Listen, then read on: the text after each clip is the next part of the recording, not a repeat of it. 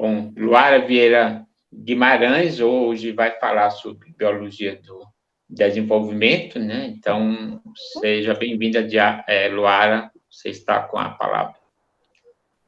Tá bom.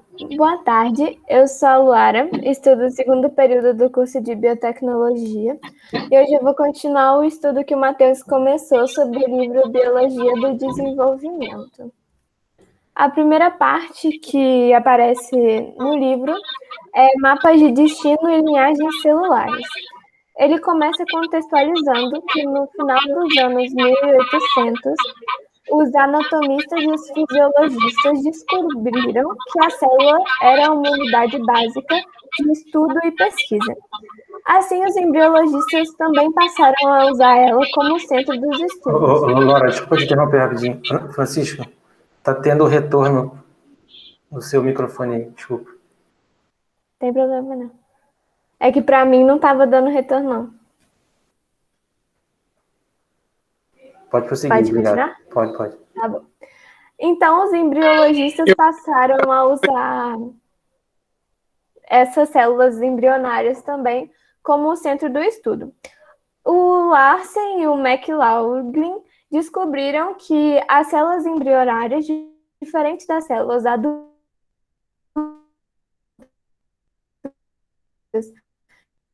não funcionavam da mesma forma. Continuando esses estudos, também descobriram que as células embrionárias tinham dois principais tipos de células: as epiteliais, que apresentavam unidas umas às outras, sem espaçamento entre elas, como pode observar na imagem, e as mesenquimais, que eram pouco conectadas ou totalmente desconectadas, formando unidades independentes, como também pode se perceber na imagem.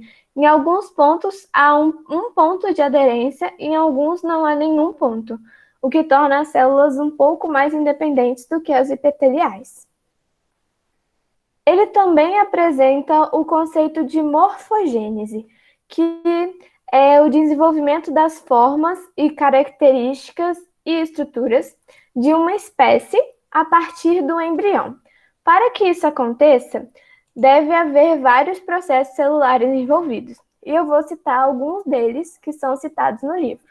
O primeiro que é citado é a direção e o número de divisões celulares. Por exemplo, o cachorro pequeno precisa de um número menor de divisões celulares do que o cachorro grande, já que para isso ele precisa de um número maior de divisões celulares para chegar ao tamanho dele. Outro processo é a mudança na forma da célula. Por exemplo, o tubo neural, como é representado na imagem, é formado por células epiteliais. E as células epiteliais, na verdade, elas se apresentam em camadas. Então, elas têm que mudar de forma, transformando-se em um tubo para que forme o tubo neural. O terceiro processo citado é a migração celular. Eu peguei o exemplo das células cardíacas, que em sua maioria se localizam no meio do pescoço vertebrado. Logo, elas têm que migrar para formar o órgão. O quarto exemplo é o crescimento celular. No caso do espermatozoide, é um decrescimento, porque a célula, quando ela é formada, na verdade, ela tem uma perda de citoplasma para transformar ela numa célula mais compacta e menor também. E com isso, também interfere nas características e estruturas da espécie adulta. Outro caso é a morte celular. Esse exemplo é nos humanos mesmo, que são as membranas interdigitais. O bebê, quando está no útero da mãe, apresenta essas membranas e em um certo momento há uma morte programada, chamada apoptose, dessas membranas. Em alguns casos, os bebês nascem com essas membranas e têm que passar por processo cirúrgico, porque senão eles não conseguem movimentar os dedos. Mas o último exemplo é a mudança na composição da membrana celular ou em produtos secretados. Isso influencia todas as células vizinhas ao redor desse local. Por exemplo, a matriz extracelular, como está representada na imagem, tem algumas matrizes que são formadas por diversos tipos celulares. E a matriz ela seleciona quais tipos de células e substâncias passam por ela. e isso interfere diretamente na vizinhança, já que, dependendo da matriz que você tem, perto do lugar, determinadas substâncias não vão entrar ou não vão sair. Logo depois de apresentar todos esses conceitos, ele já apresenta o conceito de mapas de destino. E o que seria isso? Como pode ver na imagem, por exemplo, na imagem do peixe zebra, que é o primeiro exemplo do canto superior esquerdo. Apresenta um conjunto de células e, se pegar o conjunto de células azul, você verá que formará o ectoderma epidérmico. E é isso que o mapa do destino faz. Ele meio que traça um roteiro de o que a célula representa no embrião e o que ela irá representar na espécie adulta. Esse estudo começou com a embriologia descritiva, que passou a seguir as células individualmente, quando era possível, porque seguir uma única célula muitas vezes é inviável devido à resolução no microscópio. Então, geralmente, seguiam grupos de células para determinar quais tecidos elas iriam gerar ou quais estruturas elas iriam gerar.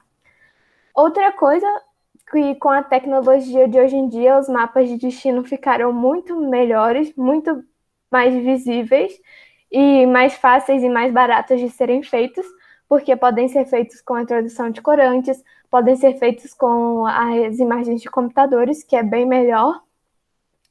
E os mamíferos os embriões mais difíceis de serem estudados e fazer os mapas de destino, porque eles são gerados dentro de um outro ser. Então, introduzir imagens, corantes ou conseguir retirar as células é um processo mais complicado. Um dos métodos que pode ser utilizado para conseguir construir um mapa de destino é a observação direta de embriões vivos. Isso só pode ser feito com as células e ele já possui uma coloração diferente própria do embrião. Esse exemplo é de uma assídia ou tunicado, que tem essa coloração amarela alaranjada na região desses dois blastômeros, e essa região forma um músculo quando você observa realmente o mapa de destino dela. Um cientista chamado Conklin, ele determinou isso por meio de um experimento onde ele inibiu esses blastômeros de se desenvolverem, e aí ele viu que realmente as larvas que tinham os blastômeros inibidos nasciam sem músculos nas caudas. Outro método utilizado é o da marcação com corante. Nesse tipo é usado os corantes vitais, que são os que marcam as células, mas não as matam. Foi feito a primeira vez no século XX pelo Vogt, e foi feito por um processo que ele pegou o corante, adicionou agar, colocou sobre uma lâmina de microscópio, e quando secou, formou uma extremidade que se levantou da lâmina. Ele recortou a extremidade, inseriu no embrião de rã, e com isso, quando a célula já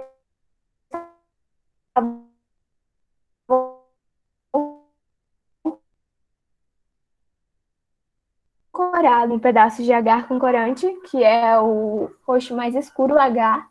Na imagem B, ele já está na etapa de esperar as células corarem e, com isso, retirar o agar.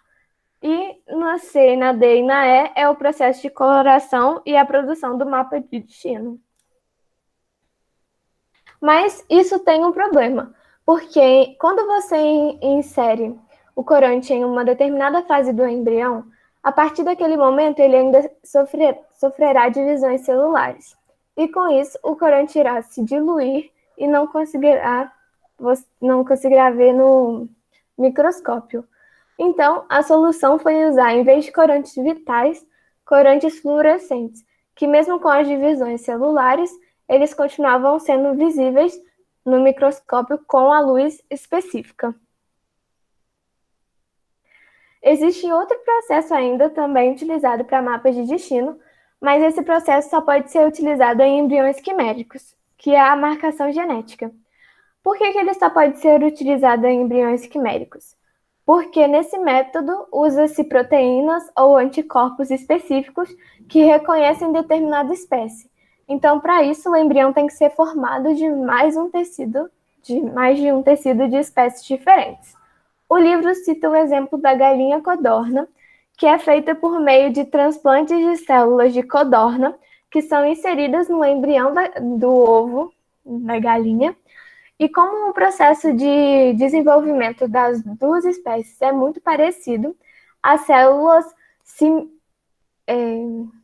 elas se misturam e aí a parte das células da codorna forma uma parte da galinha ao invés de células da galinha. Essa determinação de lugar onde o que a célula da codorna formará na galinha depende de onde você introduziu as células transplantadas.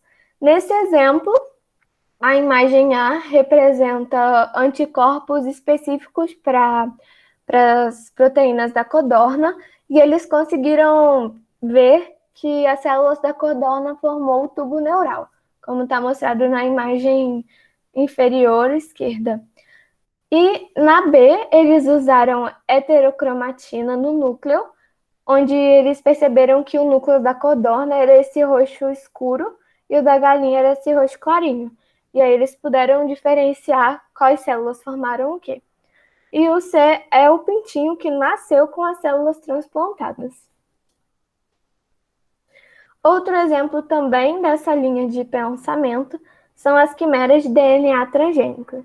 Geralmente é feita com transplante de DNA modificado e é vírus, geralmente que tem a proteína verde fluorescente, a GFP, na sequência genética, que infecta o embrião, e com isso o embrião, quando é exposto a uma determinada luz e equipamento, você consegue localizar as células que foram inseridas. Outros conceitos que são apresentados é sobre a embriologia evolutiva. Nessa parte, eles apresentam Charles Darwin com os estudos de Johannes Müller sobre as leis de von Baer. E Darwin percebeu que a comunidade de estrutura embrionária revela comunidade de descendência. A relação entre os grupos ou espécies pode ser estabelecida de acordo com as formas embrionárias ou larvais. Ele diz também: se pudermos contar com a embriologia, sempre o guia mais seguro na classificação, parece que nós, ao menos, ganhamos uma sugestão de onde os vertebrados são derivados.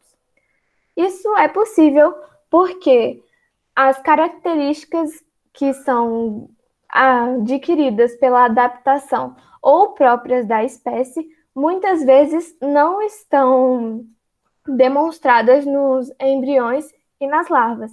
Elas aparecem futuramente na espécie adulta ou uma pequena modificação no embrião na larva. Então, geralmente, as espécies descendentes têm os embriões parecidos com as espécies que são mais evoluídas, por causa dessa diferença de onde as características aparecem. Dois conceitos muito importantes na embriologia evolutiva é o dos órgãos homólogos e análogos. Os dois falam de órgãos semelhantes com funções ou descendências similares. A homologia são os órgãos semelhantes que são derivados de uma estrutura ancestral comum. Por exemplo, o braço humano e a asa de pássaro, que envolve os mamíferos e as aves. Eles são do mesmo filo, cordados. Por isso, são órgãos que derivaram de uma estrutura ancestral comum. Se perceberem na imagem, os ossos estão coloridos, da mesma cor. Na asa tem na pontinha aqui, uns ossos amarelos, que seriam como os nossos dedos. O rádio e a una, que é o osso que estrutura a asa, e o húmero, que também é um outro osso verdinho aqui que estrutura a asa do pássaro. Já a analogia são órgãos semelhantes que têm funções parecidas.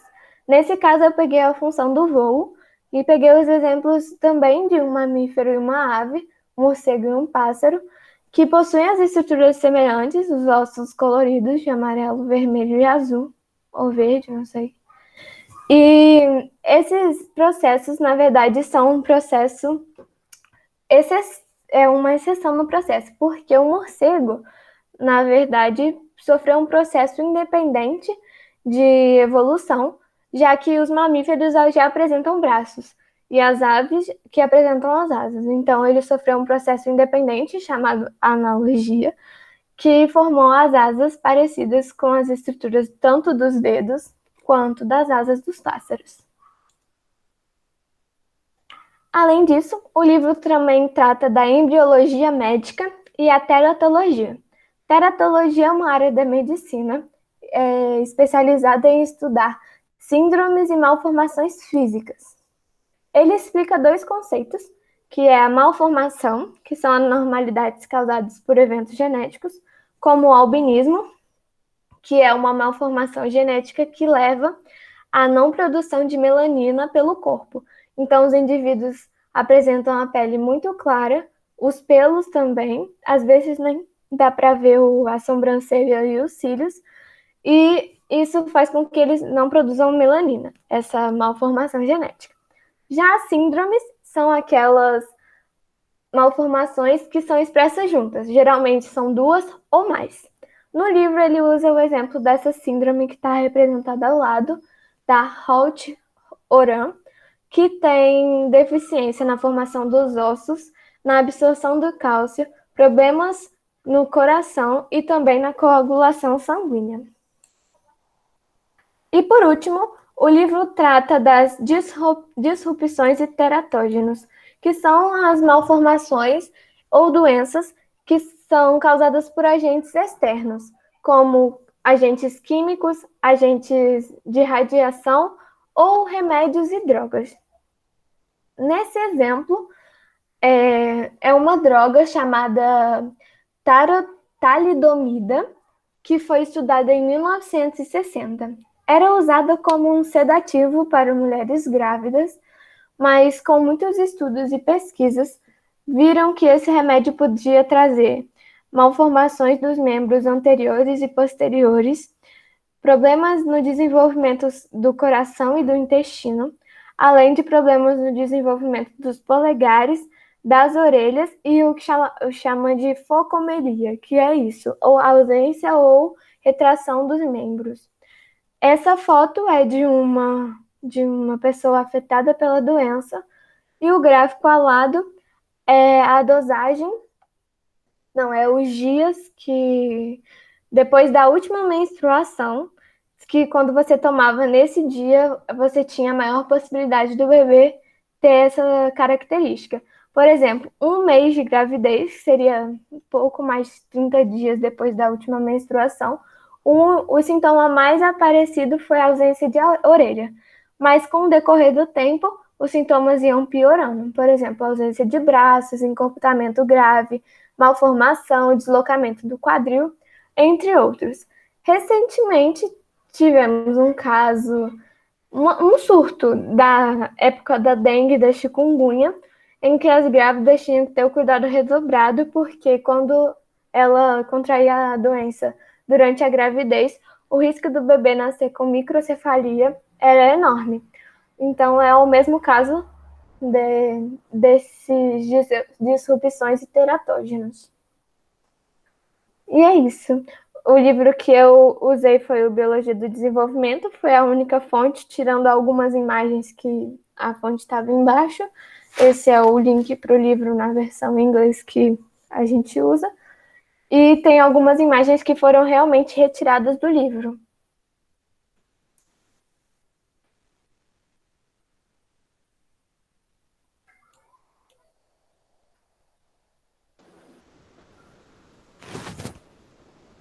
Luara, obrigado. Pode parar a apresentação aqui? Ok, muito obrigado. Eu vou agora interromper, né, a gravação.